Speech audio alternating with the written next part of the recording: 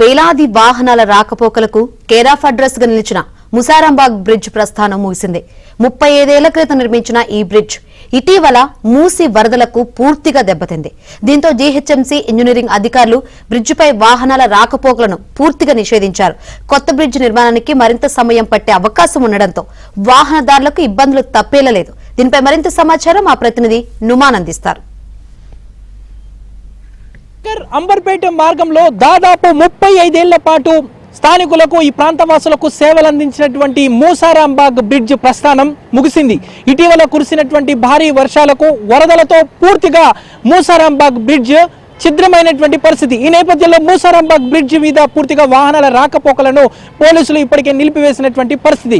వరదలు వచ్చిన ప్రతిసారి జంట జలాశయాల గేట్లు ఎత్తిన ప్రతిసారి ముసారాంబాగ్ బ్రిడ్జ్ మునగడం అనేది పరిపాటిగా మారింది. సో ఇటీవల వరదలకు పూర్తిగా ఎక్కడికక్కడ నీట మునగడంతో ఈ బ్రిడ్జ్ అంతా కూడా డ్యామేజ్ అయినటువంటి పరిస్థితి, నామరూపాలు లేకుండా కొట్టుకుపోయినటువంటి పరిస్థితి ఉందని చెప్పొచ్చు. రైట్ నేను ముసారాంబాగ్ బ్రిడ్జ్ దగ్గర ఉన్నాను. ముసారాంబాగ్ బ్రిడ్జ్ ని మనం చూడొచ్చు. దాదాపు ఇన్నేళ్ల పాటు 35 ఏళ్ల పాటు ఈ బ్రిడ్జ్ మీదనే వాహనాల రాకపోకలు కొనసాగాయి. ముఖ్యంగా ఇటు దిల్సుఖ్ నగర్ నుంచి అంబర్పేట మార్గంలో వాహనదారులకు ఈ బ్రిడ్జ్ ఎంతగానో ఉపయోగపడేది.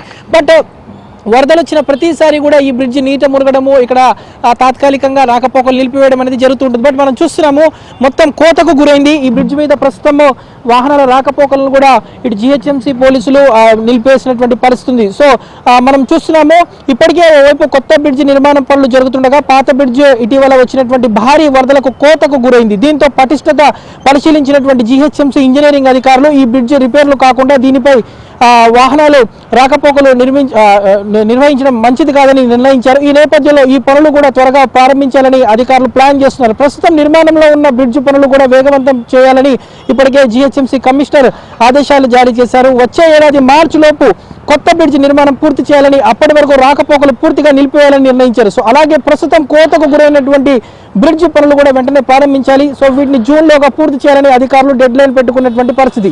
ముసారాంబాగ్ బ్రిడ్జ్ నిర్మాణం ఎప్పుడో జరగాల్సి ఉండగా 2020లో వరదలు వస్తే గానీ గత ప్రభుత్వం మేల్కోలేదు. సో అప్పటి ఈ నిర్మాణాలకు సంబంధించినటువంటి ప్రస్తావన తీసుకువచ్చింది. సో ఉస్మాన్ సాగర్, హిమాయత్ సాగర్ జలాశయాల గేట్లు ఎత్తిన సమయంలో మాత్రమే వీటి ప్రస్తావన వస్తూ ఉండేది. సో ఆ తర్వాత నిర్మాణాల విషయంలో పట్టించుకోలేదు. మళ్ళీ 2022 జూలైలో జంట జలాశయాల గేట్లు ఎత్తిన సమయంలో ముసారాంబాగ్ బ్రిడ్జ్ బంద్ చేశారు. మరోసారి ఇబ్బందులు లేకుండా 54 కోట్లతో బ్రిడ్జ్ నిర్మించనున్నట్లు, అందుకు సంబంధించినటువంటి పనులు 10 రోజుల్లోనే ప్రారంభిస్తామని అప్పటి మంత్రులు చెప్పినప్పటికీ పనులు మాత్రం మొదలుపెట్టలేదు.